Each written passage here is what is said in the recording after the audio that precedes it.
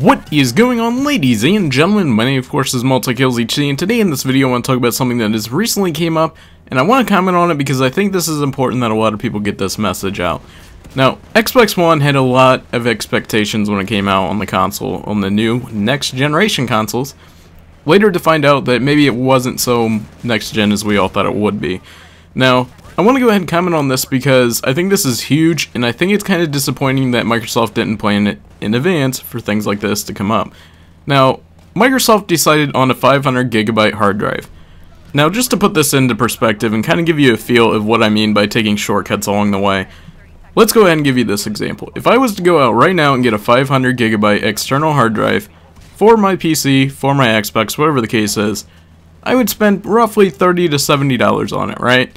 Not that much, holds a lot of storage. Well, that's the only storage that the Xbox One currently has inside of this system. That's not very much when you consider that Titanfall, the new released information that came out today, it's going to take 50 gigabytes of that storage just for Titanfall, 40 to 50 gigabytes. That's 1/10 of your Xbox for one game getting downloaded. That is huge. Not to mention, you're going to have to delete games and then reinstall them, which are going to take 2 to 3 days to even reinstall on most connections. I don't think this was smart at all. Now, I want to go ahead and show you how I mean that they took shortcuts. Like I said, $30 to $70 for a 500 gigabyte hard drive. Now, if you get a 1 terabyte or 1.5 terabytes, instead of $30 to $70, you're paying $80 to $90 roughly. It's not that much of a difference. I mean, that's just what I could go and get that big of a hard drive for. That's not what Microsoft gets in extreme bulk discounts. Now, I want to mention that because that is huge. Microsoft had the chance to double their hard drives for probably another $20 and add $20 to the price, and they didn't go for it. It's unreal to me that somebody would take a shortcut when they already know that there's going to be problems in the future. I mean, hey, I've went through Xbox with a 4 gigabyte hard drive on it. That lasted probably 2-3 months, and then I had to get a 250 gigabyte hard drive for it. That still is almost full on the Xbox, and that's only downloading really small files on the Xbox 360. This isn't the next generation consoles where it takes 50 gigabytes a game to download on. So I kind of find it ironic that Microsoft said that this was going to last the next generation or next wave of games, and it can't even last almost 3 months, it seems like. I mean, I think it was IGN a couple months ago that they did a test, and it's not even 500 gigabytes. Out of the 500 gigabytes, you only get to use 433 because the other 77 gigabytes of storage they use for, well, none other than the operating system in the Xbox One. So right off the back, that 500 gigabyte of storage that you're promised really isn't even 500 gigabytes at all. It's more along the lines of just over 400. And you may say, hey, why is that such a big deal? Well, here's the fact of the matter that is going on right now, and then there's going to be huge issues in the future. If I was to get Titanfall, there's 40. That leaves you with just under 400 gigabytes left of storage, roughly around 380. You figure Call of Duty took up 47 gigabytes, or 37, one of the two. You're down to low 300s. With just under 5 to 10 games, you're completely filled your Xbox storages, and here's the problem. To get another terabyte hard drive that Microsoft could have advanced for you for $30, you're going to have to add another $90 on top of that, just so that you can hold games on your Xbox that they already said that this was all you would ever need for storage. It's ridiculous that companies are taking this big of shortcuts over $20 instead of, you know, here's the thing. They forced the Kinect.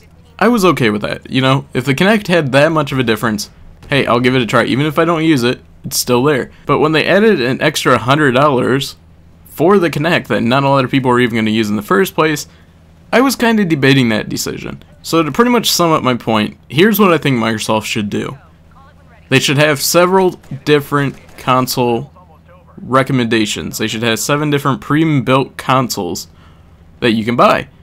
For me, as a person that's going to probably have more than 10 games and is going to fill the entire hard drive, I'd probably go for 1 terabyte or 1.5 terabytes of storage. If that option was available, even for the extra $20-30 like I said that it would cost, it would be well worth it for me.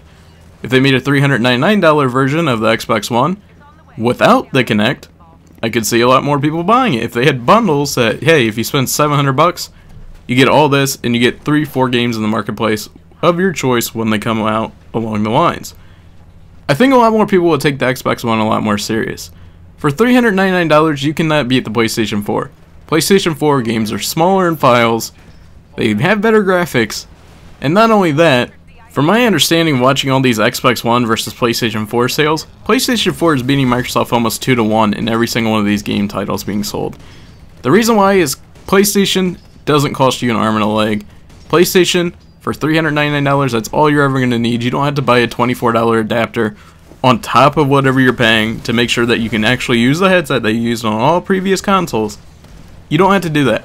You don't have to buy a remote control for your Xbox One that you can even watch TV on. The streaming on Xbox One for Twitch still isn't up. There's a lot of things that are messed up. The Skype chat messed up. Party chat messed up. It's almost like the Xbox One wasn't finished and they threw it out an unfinished product. I don't know about you guys, but that's just my personal opinions. I think Sony definitely won the console war at this given state. Like I said, it's huge when I make a comment like that because it just persuades a lot of people's opinions. Makes some people mad, makes some people agree with me. But regardless, this is just my opinions, guys. I really do think PlayStation and Sony are definitely winning this battle. I don't see Microsoft getting themselves out of this hole other than Titanfall. Titanfall is the only thing that's even going to save Xbox One at this point, I think. Anyways, guys, hope you guys enjoy the video. My name, of course, is MultiKillsHD, and I'm out. Peace.